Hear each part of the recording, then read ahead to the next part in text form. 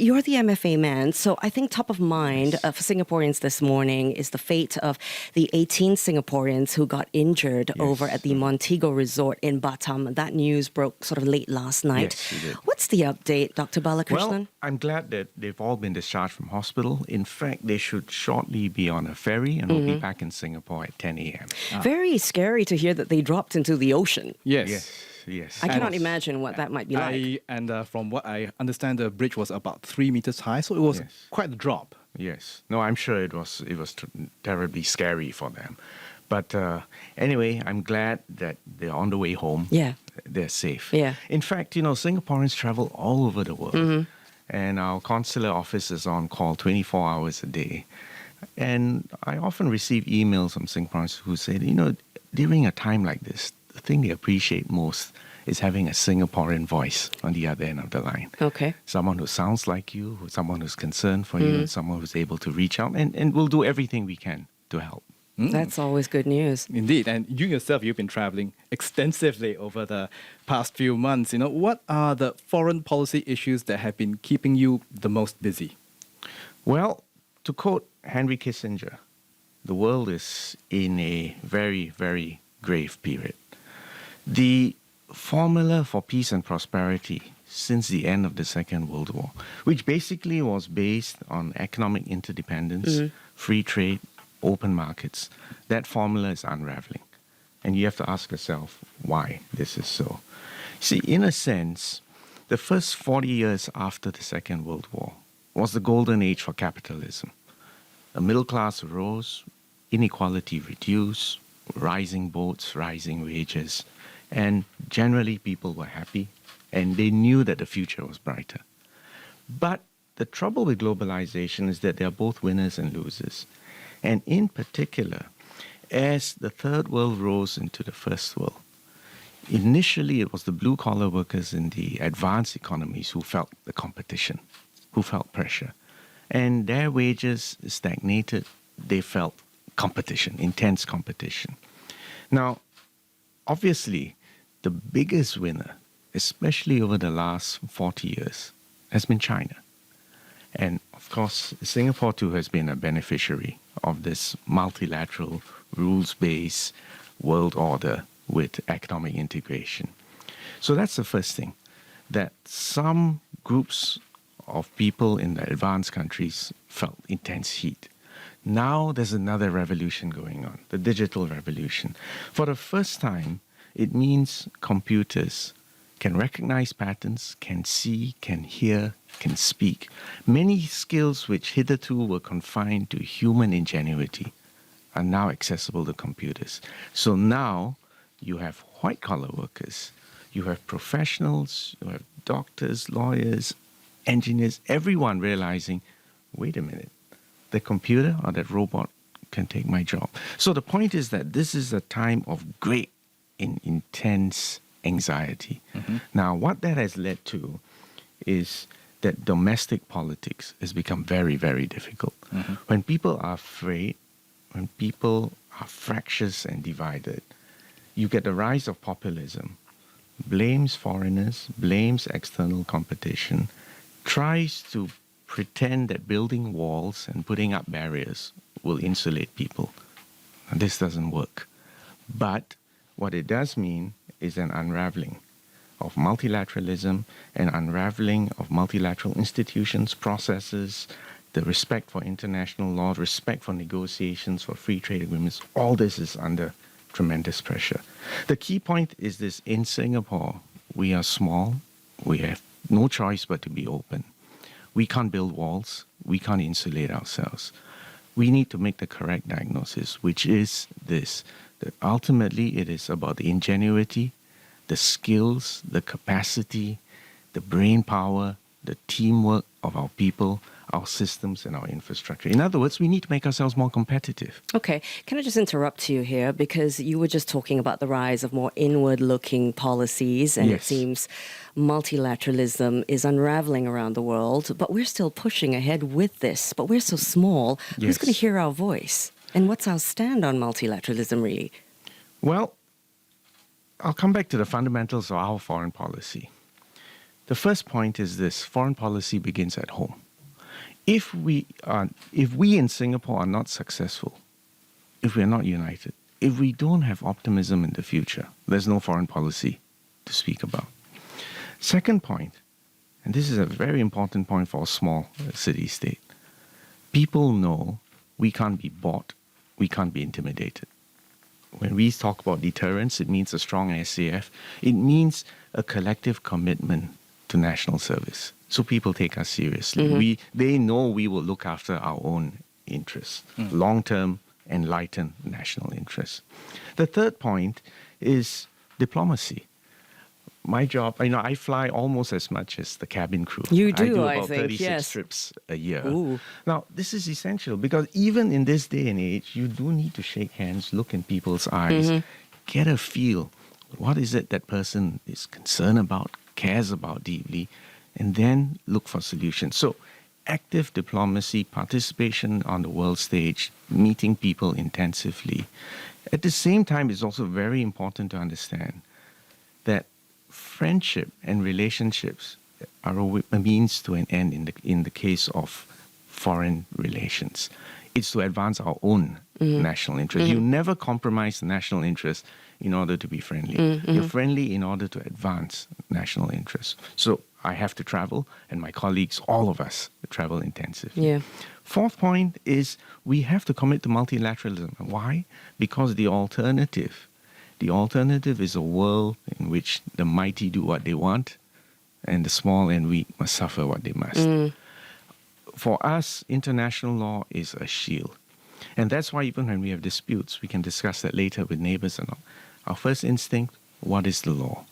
What are the multilateral institutions and processes which we can use to resolve disputes?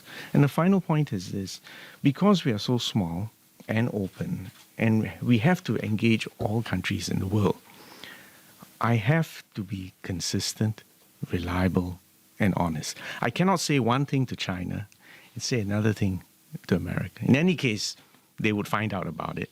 But it's much easier in the case of Singapore. Just be steady, reliable, consistent. Keep to the message. Stay on message. People know what you're talking about. And if you have to defer, I defer from you respectfully. You understand that I'm not someone else's proxy. I am deferring with you because my assessment is that the national enlightened long-term interests of Singaporeans necessitates me taking a different position. And we can, from time to time, we will take a different position from China, from America, or any other power. All right, Dr. Vivian Balakrishnan is with us, the Minister for Foreign Affairs. Speaking of disputes, there's a massive one in the world going on. Yes, we're talking about the ongoing trade war between China and the US. Now, Prime Minister Lee Hsien Loong had said in a recent interview with CNN's Fareed Zakaria that this may lead to Asian countries being pressured to choose sides. Yes. Now, what is our position on this? Well, the first thing you need to know is that we have very close relations with both superpowers. Yes, we do. The United States of America is the largest source of foreign direct investment in Singapore. You also know we have a close defense relationship. In fact, just a month ago, the Prime Minister signed an extension of the agreement for the use of our facilities by the American Navy and Air Force. On the other hand, we also have a very close relationship with China. Surprisingly, Singapore is the largest foreign investor in China. China is our largest trading partner. So many of us have Chinese ethnic ancestry. Our cultural, linguistic, historical links with China are both a blessing and a burden because of the expectation. So what this means is that the ideal world for Singapore is one in which both the United States and China get along well, have trade, compete intensively, but also cooperate where they need to. And it's also important to understand all the big challenges of our generation and the next: climate change, pandemics. All these big, hairy global problems can only be resolved if there's worldwide cooperation, and in particular by the two biggest superpowers. So my point is this: we hope that they both get along, but we cannot guarantee or ensure that they get along. So my key point when I engage with them is to explain to them why we're close to both. And then, as I said just now, I say the same thing to both of them. And from time to time, if you look over the last few years, there have been times we've had to respectfully take a different position from the United States or from China. But for them to understand that we do so not because we are doing it at the behest of someone else, but we do so because of our own national long-term interests. Like you say, we can't be bought. We can't be bought, we can't be intimidated. And I can tell you from experience, this is a unique position to be in on a world stage for a tiny city-state like ours. After a whirlwind travel, we know you were recently in Bangkok. You spent so much of your time last week there. You accompanied the PM at the 31st ASEAN Summit. Can you share what stood out for you in this last ASEAN Summit? Well, ASEAN summits are always very busy times. The first point is that I always find it incredible how ASEAN is able to bring not just the 10 countries together, but countries far and wide who want to engage ASEAN. That's the first point. The second point is worth remembering. The key objective of ASEAN is to secure peace and prosperity, to make war unthinkable in Southeast Asia.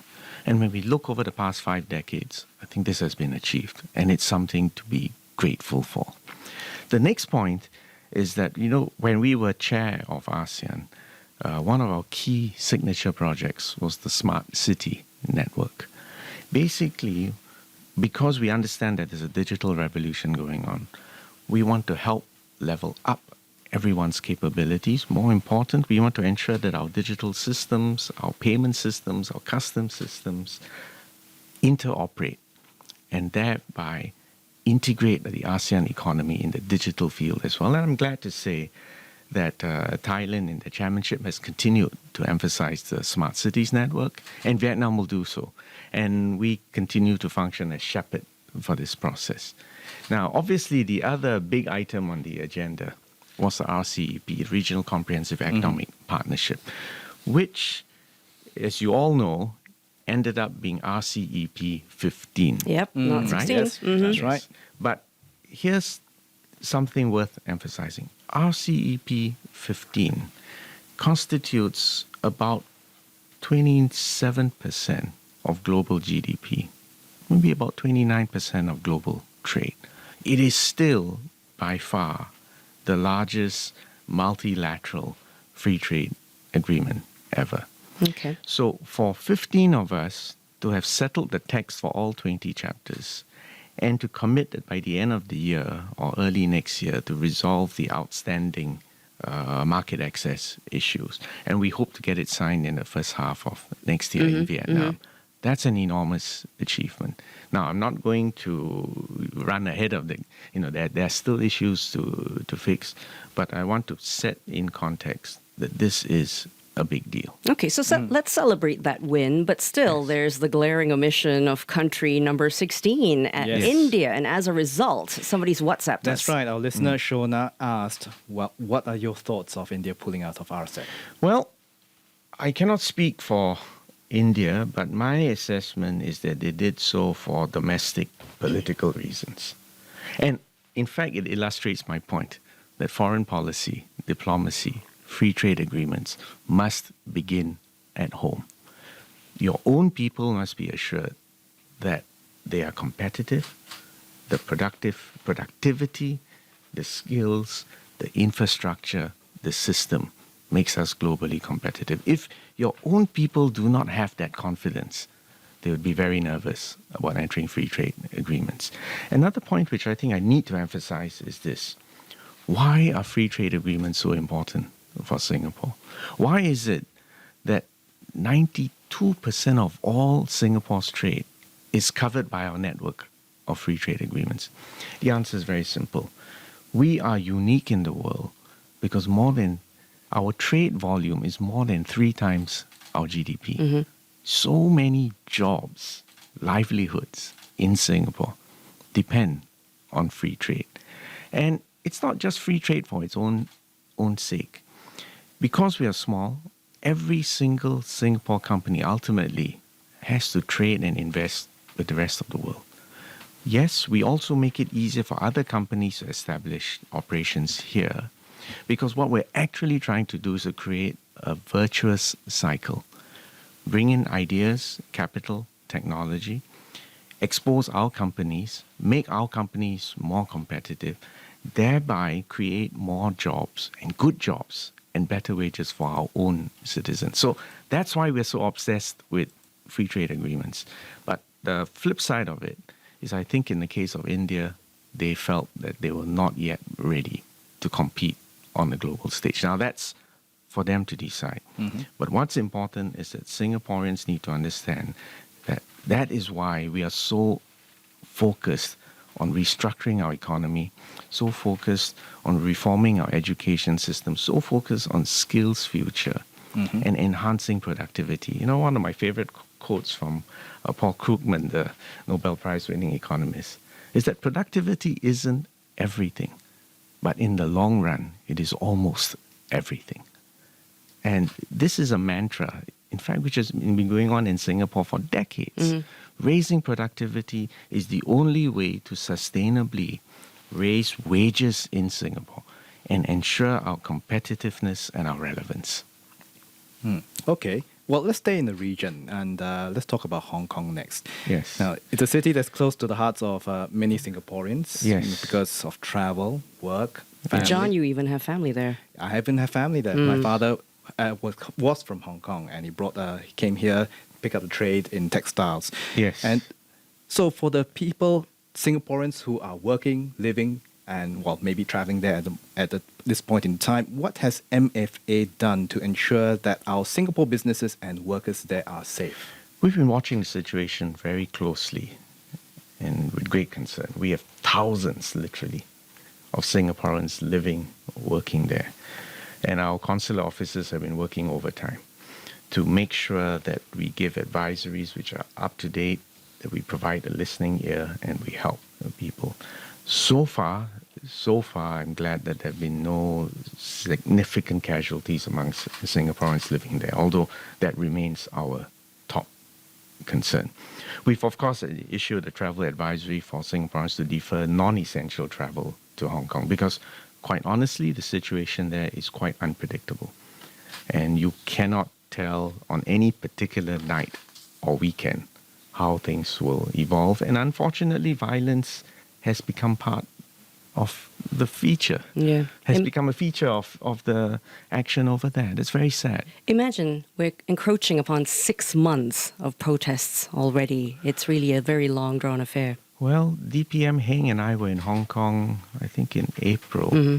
So yes, it's been almost 6 months. Yeah, he did tell us he met Mrs. There, Carrie Lam then. Yes, the chief executive, Ms. Carrie Lam, hosted us for lunch with completely wide-ranging discussions. At that time, I don't think she fully appreciated the gravity of the situation at that point in time. Unfortunately, we are where we are now. I look at the situation in Hong Kong with sadness and concern. You know, many people think we compete with Hong Kong, but in fact, we gain so much more from a stable, prosperous, confident Hong Kong. Mm-hmm. And because that's also a vote of confidence in the region, and that will be good for us. So watching what is happening now, you know, for us it's concern and sadness. Yeah, but there's a possibility that what's happening in Hong Kong might just trickle here in Singapore. In the last 24 hours, Dr. Balakrishnan, there was news from Singapore police that a Hong Kong resident has allegedly been organizing a gathering for people here to share his views on the current protest there. His name is Alex Young. His passport has since been taken away. He's supposed to be assisting the police in this situation.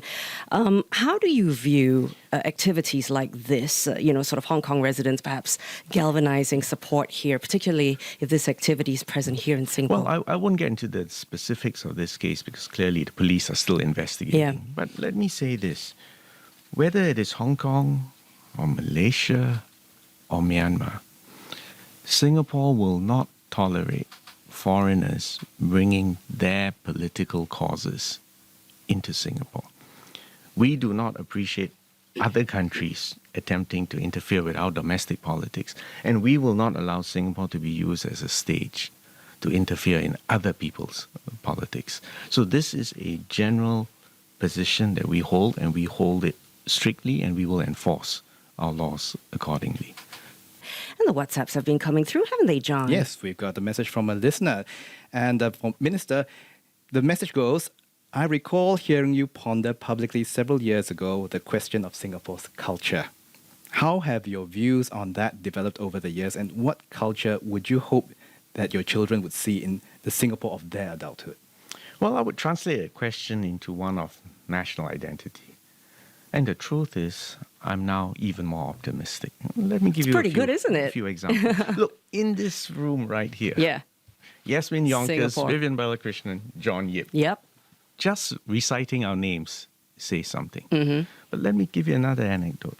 If you go to the United Nations, or you go to any ASEAN conference, if you look at a delegation, and people say, I've heard this really smart, articulate, constructive, honest delegation, and I just ask them, were they multiracial?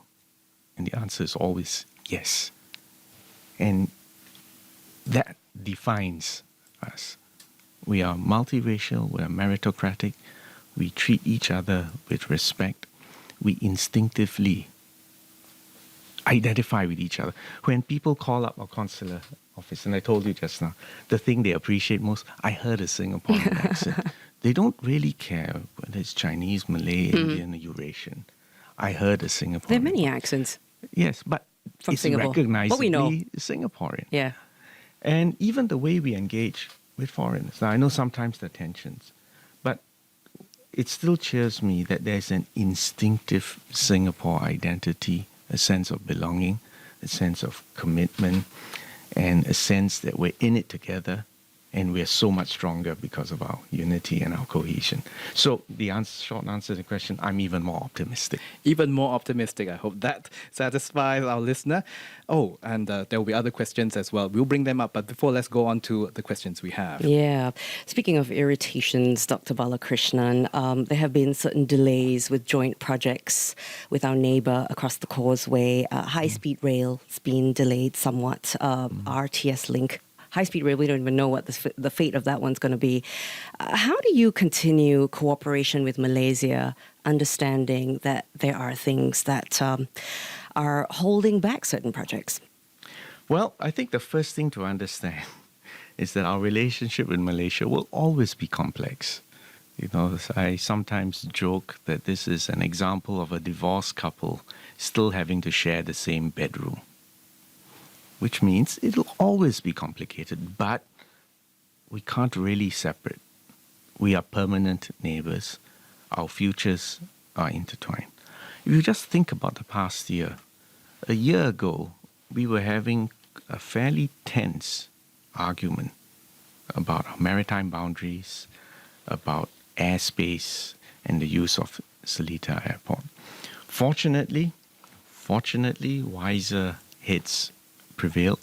Fortunately, we've got good and strong relations and ability to communicate at a very senior leadership level. So we're able to overcome misunderstandings.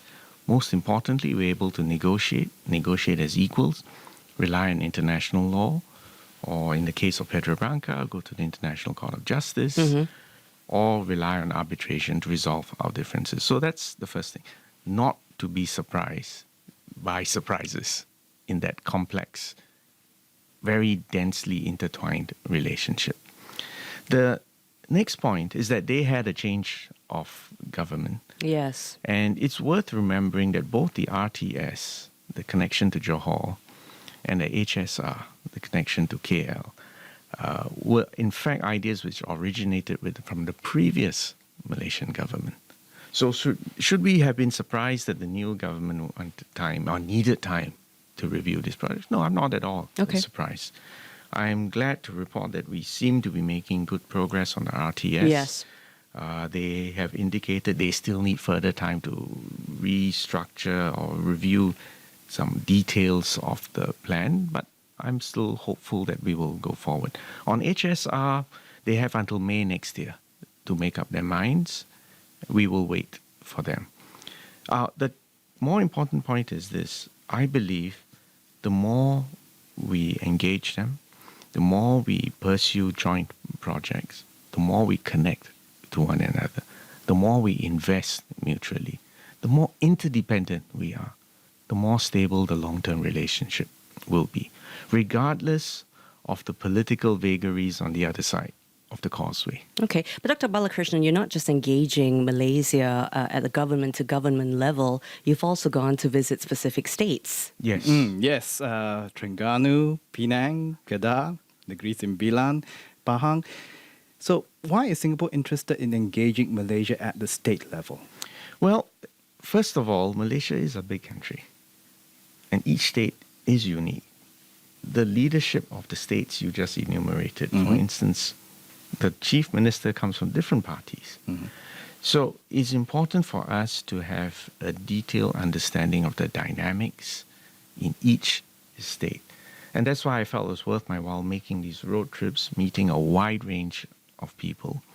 And again, my focus is trying to understand what is it they're concerned with, what are their aspirations, what are the projects that we could do together with them, and also to keep their mind share of Singapore, so that they would also understand that ultimately Singapore wishes them well, and to look upon us as a partner.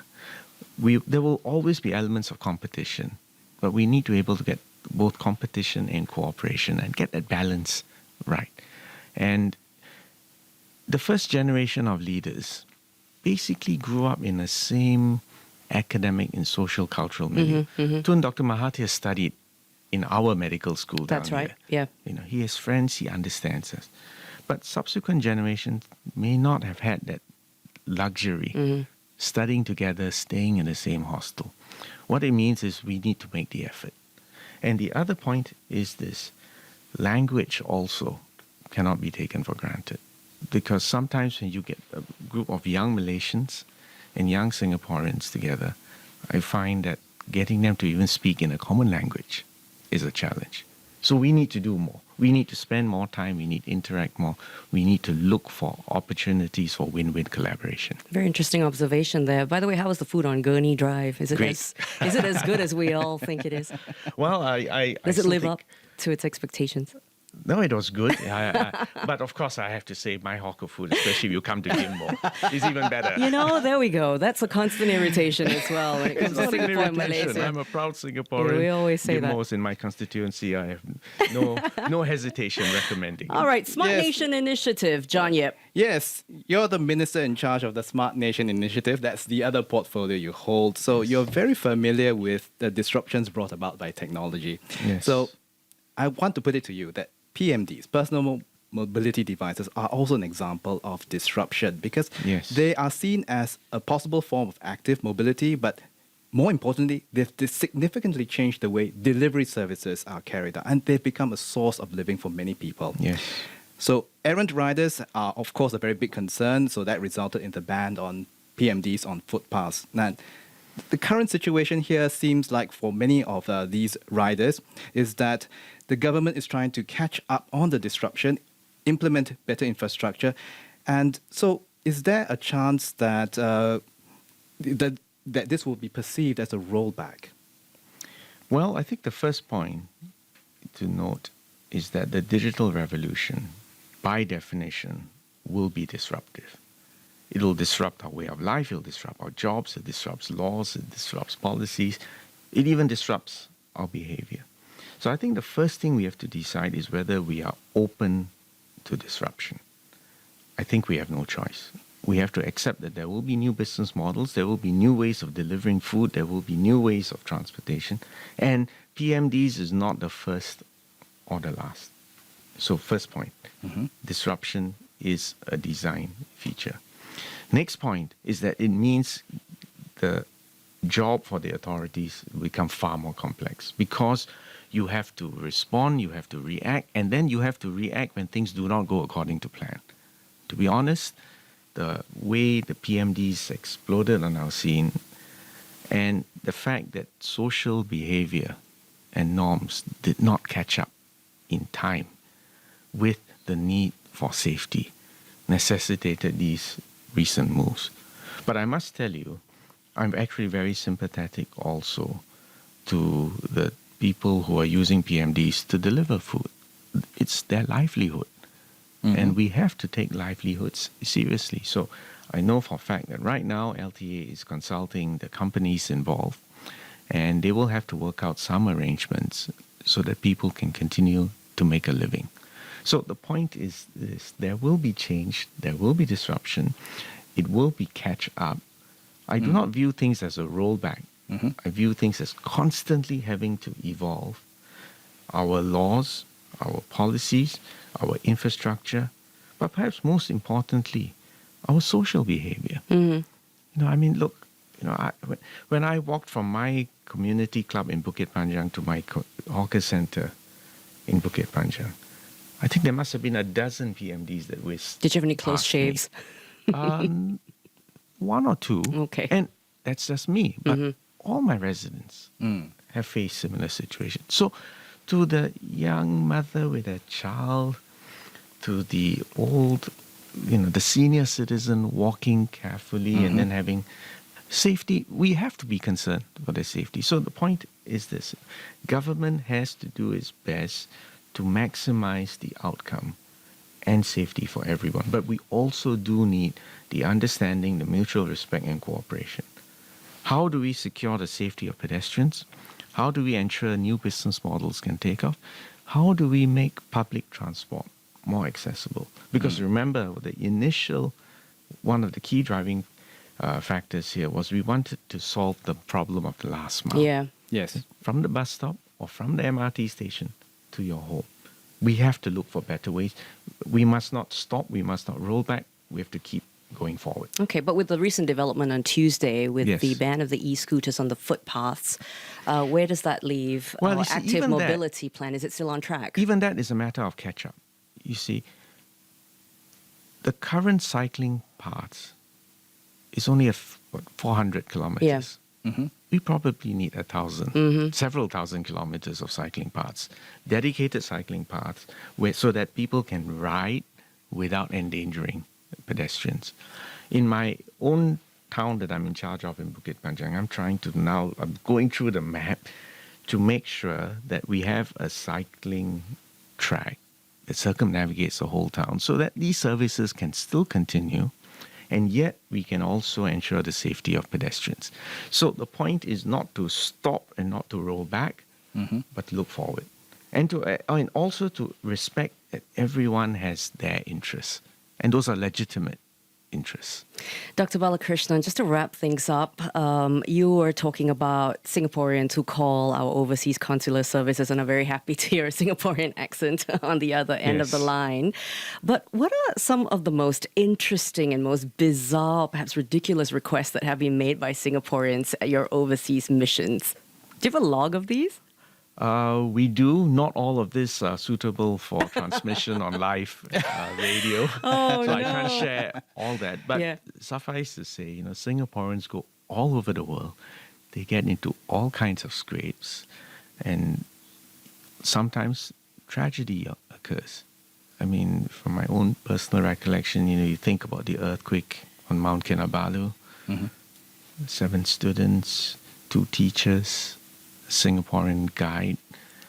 I think about the kayakers off Mersing. I think about the Singaporeans on the boat in California. You know, and sometimes I make it a point quietly to meet the family. So for me, this is not just an abstract statistic. These are real Singaporeans in real trouble. And there's great family anxiety.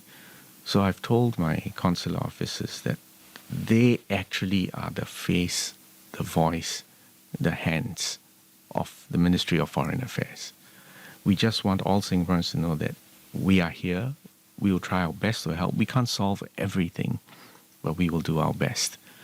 And it's part of this identity and culture and the links that bind us as Singaporeans. Incredible. Okay, fantastic job there. It's almost the end of the year. Can you believe it? It's just whizzed by, hasn't it? It's incredible. So at this point, Dr. Balakrishnan, we must wish you, your MFA colleagues, and of course your family, a good end to the year.